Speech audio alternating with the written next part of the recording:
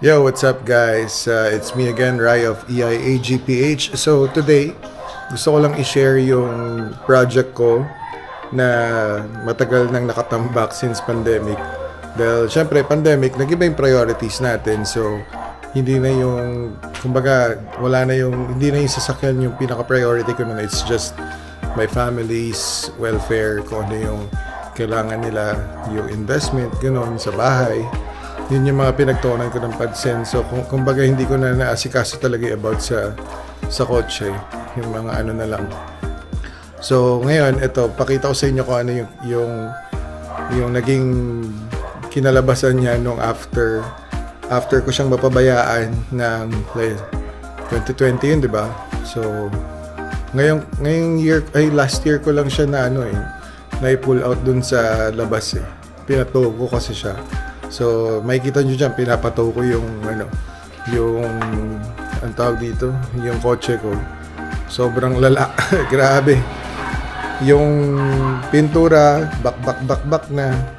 Tapos, wala na talaga, ang pangit na itsura niya. So, sabi nung kaibigan ko, yung paint daw, kahit na matagal siya sa labas, kung maganda daw yung quality ng materials ng paint na ginamit, hindi daw magkakaganon yun. So, sana pag ni-restore ko to, kasi unahin ko muna yung mga mechanical dahil marami pa akong ayusin sa mechanical. So, hopefully, pag na-restore ko, makahanap ako ng reputable paint shop na yung at the price point na sakto lang. Hindi naman budget, pero kumbaga tama lang, not overpriced.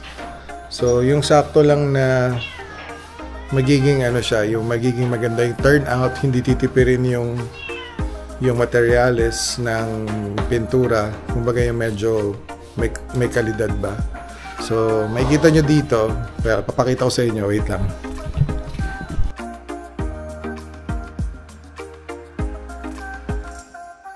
Ito yung Toyota Corona X-Shore model na kinonvert ko sa European specs. Naka siya, Gen 1 grill, Gen 1 bumper. Tapos ito, UK plates. Ito, pinadala ko to sa UK. Tapos ito, yung nakakabit before dito nung bago ko siya tinambak. Nung tinambak ko na siya, ito na. Tinanggal ko na yung Hella fog lamps kasi baka manakaw or masira. So, kinuha ko, nakatago lang yun. So, ito Carelio headlight na may park light dun sa pinaka headlight niya. Yung local kasi nito walang park light. Tapos ito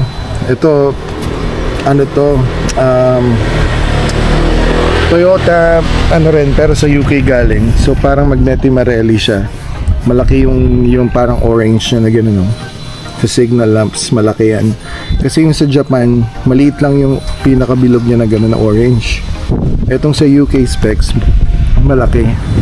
Same ganun sa kabila. Yan. Malaki. Yan, makikita nyo dyan. Tapos ito yung sinasabi ko sa inyo na wala na. Sabi ng kaibigan ko, kung maganda daw yung materials na ginamit sa paint, hindi daw niya mag-chip off kahit nga gaano katagal, kasi yung mga project cars niya nasa labas lang din naman daw, wala naman silang grahe, hindi naman nag-chip off, pero ito talaga nag-chip off na. Well, kasi natamba ko na ito matagal na ayun, oh. So hopefully makakuha ako ng magandang paint shop na tatrabahuhin ng maayos to. Tapos ayan, makita nyo naman guys, so ito yung TTE Grandstand na 5x100. Wala na talagang bitak-bitak na rin, oh. Papalitan ko na rin yan. Meron akong gulong dyan na naka-reserve na para dito. Tapos to, hindi ko makikita nyo, pero naka lowering springs ng H&R Sport. So yun. So hindi ko matanggal muna to kasi walang makatanggal nito kasi nga may special key ako dyan So nakatago lang rin yan dyan. Tapos yan, amber cheek lights. Yung interior niya, same pa rin. Wait lang. Buksan ko to. Sobrang ano na to eh. Ayan. Ayan. Kaya. Pero yun na nga, madumi na. Sobrang ano na niya. Sobrang kailangan niyang i-detail. So sana makahanap ako ng magandang paint shop na maayos gumawa. Yung matinong gumawa ba. So hopefully pag unahin ko munang ayusin yung ano nito, mechanical, tapos lahat ng ano sa interior, alinisin kong konti, tapos saka ko siya iaano sa paint shop. Tapos ito yung mga headlamp leveler. Ito hindi to working kasi ang tawag dito, hindi ko pa napapagana yung ano, may headlamp leveler yung sa Carelio eh. But itong natawag dito, headlight washers, yan, ito hindi pa rin working kasi nga hindi ko pa nakakabit yung headlight washer na nozzle. So nandun lang din yun, nakatago. Tapos ito, yan, pole para dun sa antena, pwede kong i-manual up and down. Tapos ito yung air purifier, tinanggal ko na yung air purifier pero working to. Tapos itong center panel, tinanggal ko din muna kasi nga basta tinanggal ko muna lahat siya eh. So ayan yung interior niya, medyo pangit na yung ano niya eh, pangit na yung interior niya, hindi ko pa nalilinis kasi hinihintay ko pa yung kaibigan ko dito, si Reggie, na ayusin namin to, patatakbuhin muna namin para maigrahe ko dun sa loob. Tapos to, ayan, so ito nga eh, pati ito lubog na oh. Wala na. So baka bumili na rin ako ng bago ng ganito na 3-piece spoiler, baka ito lang. So yan, mabakbak ko guys, kita nyo, pangit diba? Sabi nung kaibigan ko, hindi daw dapat ganyan yan kung maganda yung klase ng pintura na ginamit. So ewan ko ba, medyo malas ako sa pagdating sa paint shop. So hopefully maging maayos, maging okay siya in the future. Tapos pakita ko rin sa inyo yung engine bay. Tinanggal ko na kasi yung radiator na to eh. Pakita ko yung engine bay.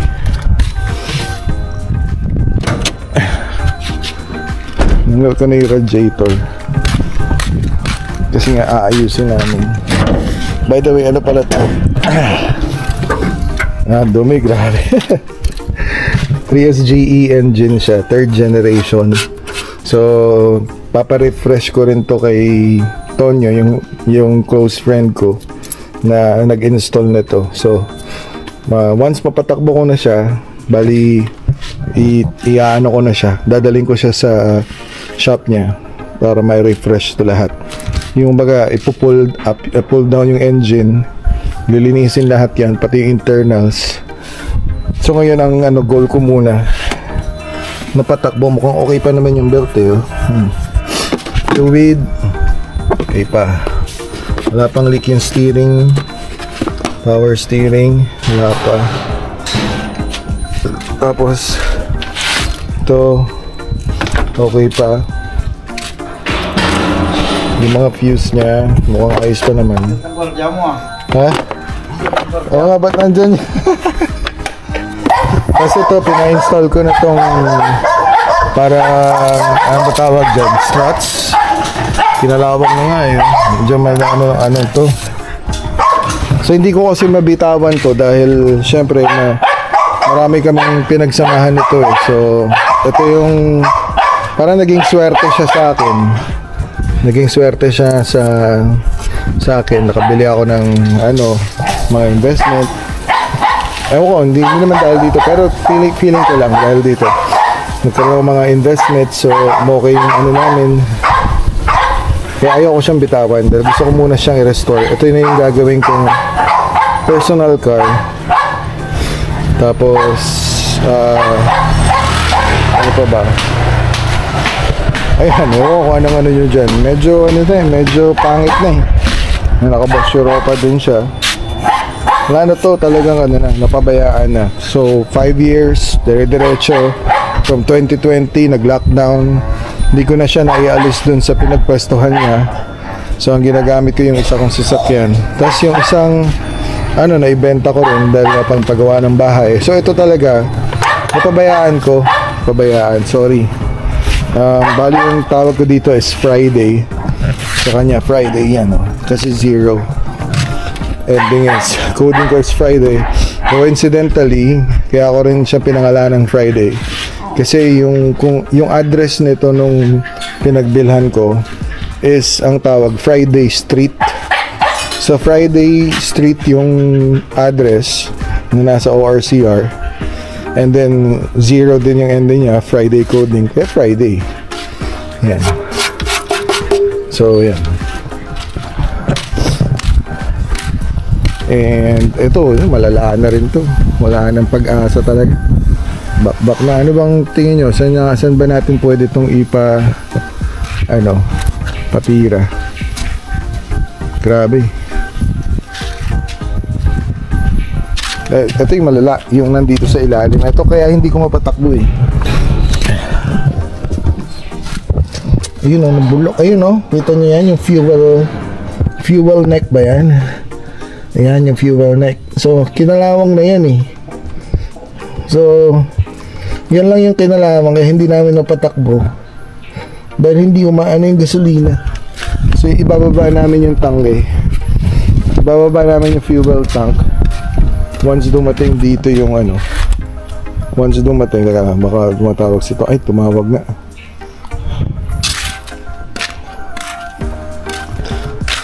Ay, ito lang, matawag pala si